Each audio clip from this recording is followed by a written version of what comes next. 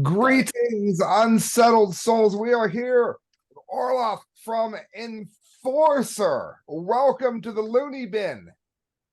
Hey man, thank you.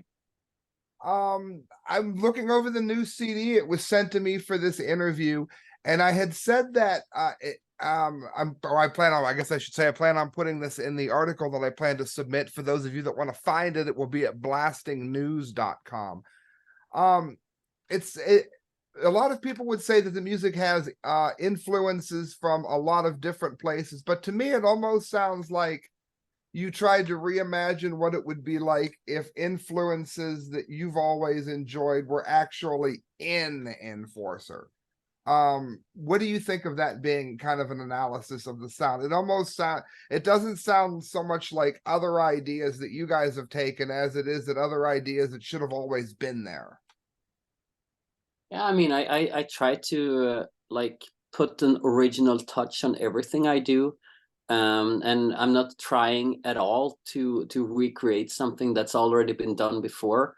I got my influences and you know, and an idea of what I want the band to sound like and how I want the songs to sound like. And I mean, just because we don't sound like something, you know, from the 90s, doesn't make it, you know, retrograded, in my opinion, you know. Exactly.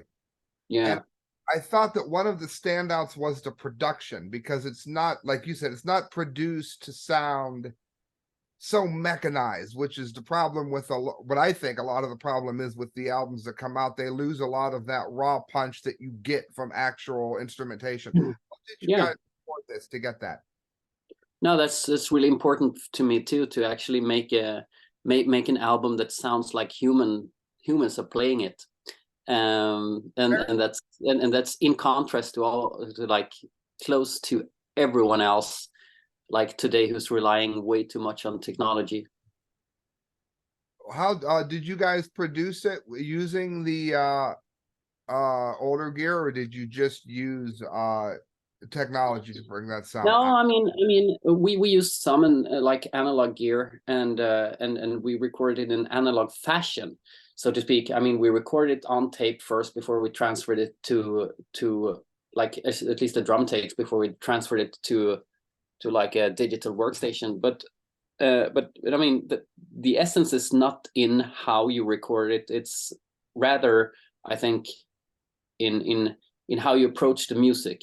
You don't watch like every single hit like to the grid, or you don't. That's not how I do it. But I hear it and I feel it, and that's the biggest difference, I think. And I don't.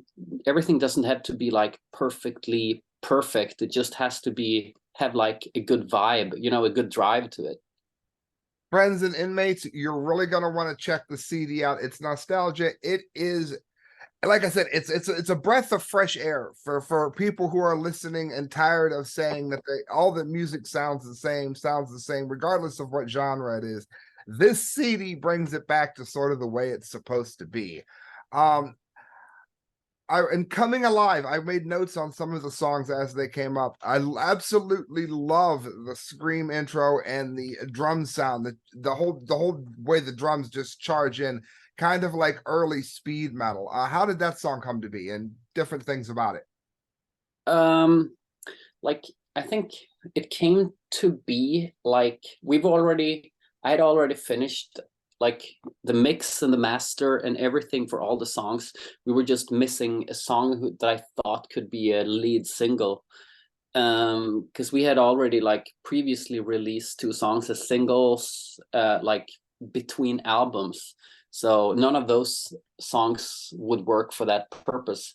So we needed a lead single. I just wanted something that you know, could crush all competition from other bands, you know, show that, you know, we're the fastest band in the business, we're the most aggressive band in the business, you know. That's where it like came from.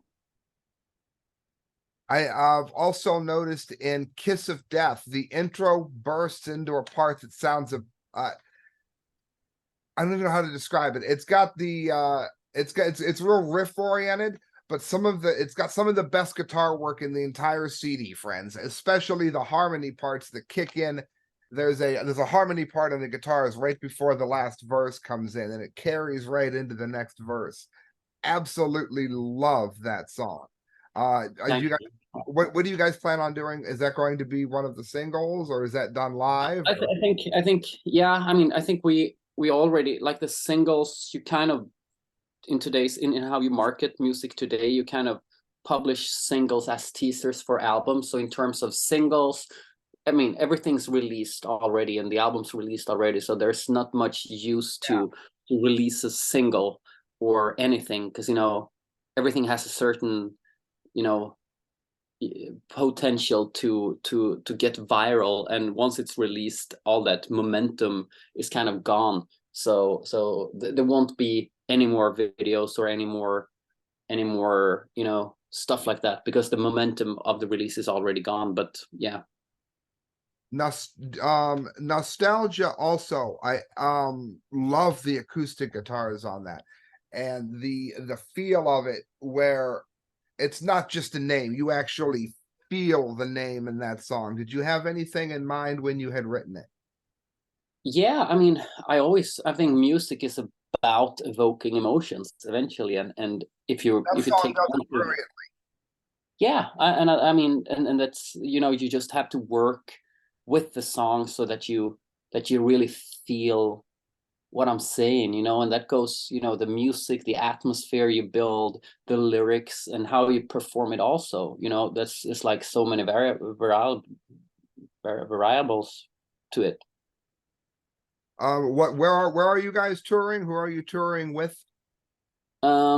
Like so far this year, this album was released in May. So far we've been doing like a pretty extensive festival tour in Europe, playing like the biggest European rock festivals. And we have some more coming up, like in the end of the summer also. And then we're gonna do a European tour with Racer and Destruction. So that's the next thing that we have. That's gonna be in the fall sometime. So yeah, that's what we have coming up. Playing with Destruction. That's awesome. Yeah, I mean, Destruction, they're great guys. We've been touring with them quite a lot before, so we're pretty close with those guys, yeah, by Uh, now. you've been mentioning the way the industry works, and the way that there's a certain time where you have to hop through that window while it's open. What are some of the ways that you think bands that are maybe just now coming up in some way can navigate? Because I've asked a lot of different artists this, and I've almost heard from some people that social media is important, but you can't just throw it up there and hope that people are going to see it. What are some of the things that you've noticed? I mean, I think it's hard. I think it's really hard for a metal band today to like become like the next thing. I mean, we were lucky enough to start this band like almost 20 years ago, when there was an obvious lack of traditional metal. Like, I don't know if you remember like the mid 2000s, where everything was either death metal or emo core. There was like nothing in between. Even the old bands sounded like, new metal, you know. So there was obviously like a hole, a gap there for us to fill in the market. But today, I mean, with internet and everything, I think it's really hard, because literally everything exists online. And it doesn't really matter how good you are, because quality doesn't really matter. I think you just have to be, it's more about what kind of music, where, and to be the right person at the right place at the right time. So I think it's you got to come up with something new today, like something that people haven't heard before, which is literally impossible. So I seriously have no idea what to do now, because you just have to find something that nobody's been doing before, or haven't been done in a while. I don't know. Maybe I would like start a a new metal band, just because it seems to, that's something that I've been seeing, that some of the old like late 90s bands are coming back. Limp Bizkit put out a new album last year, and maybe I would like, see if there's something out of that wave that, see some potential in there. And I'm not particularly fond of that music, so I couldn't do that. But if somebody wants to succeed in music, maybe look at that. I like what you said quite a bit about it doesn't really matter how good the artist is. I've noticed, and I don't know if you agree with this, that it seems as though people are gravitating towards things that they can do because it makes them feel better, rather than gravitating towards things that they could never do. And, I think it used to be that way more, where people would look at someone like Mozart or Steve Vai or something and just stare. And now I think they want to be able to relate to something they can do. And in some ways, I think it sort of diminishes the quality of all of the music. Yeah, but I mean, I got to tell you something, that like selling music is about, it's not about the actual notes, it's about an identity that you sell, something that the listener can identify with. And then it doesn't matter, I mean, if you can play like Mozart, or if you're like, or Steve Vai, it doesn't really matter, because Steve Vai and Mozart already exist. You need to be something that people can identify with, and the music is just like something, that a piece of whatever to sell. I mean, what you actually sell is like the name of yourself, or your band, or the artist. That's what you sell. You put that on t-shirts, you put that on CDs, and you sell that. And people identify with the brand, and they put money to buy it, and they support you. They go to see your shows because they identify with it. So it's like a big like process of identification. And that's how not only music works, but that's how everything works. Friends and listeners, that I have been asking that question for a long time, because I get it a lot in the inbox. I get it a lot in comment lines. You're going to want to replay that, because that is one of the most brilliant answers you're going to be given here. 102.5 FM NEOPA Radio, the Looneybin. I'm not sure how long we have. I want to ask this though. Yeah. I've noticed this only within the last couple months. There is a certain age group where they used to start going to shows. I guess it depends on what city you're in. Sometimes that's, 12, sometimes that's 15. That group of people spent all of their time that they would be going to their first shows, experiencing all of their favorite artists online. And like you said, music is already existing online. The moment it comes out, you have to have all your ducks in a row and videos made. They literally came of what I would just, for conversational purposes, call the music age. They came into their music age having been used to not seeing their favorite artists in a show. That was normal. Do you think that is something that'll just stay with them because that's how they did it when they were younger? Or do you think that once they start going to shows, it'll be like one of those things where when you find a good book in your 30s, you're like, how could I have not known this existed?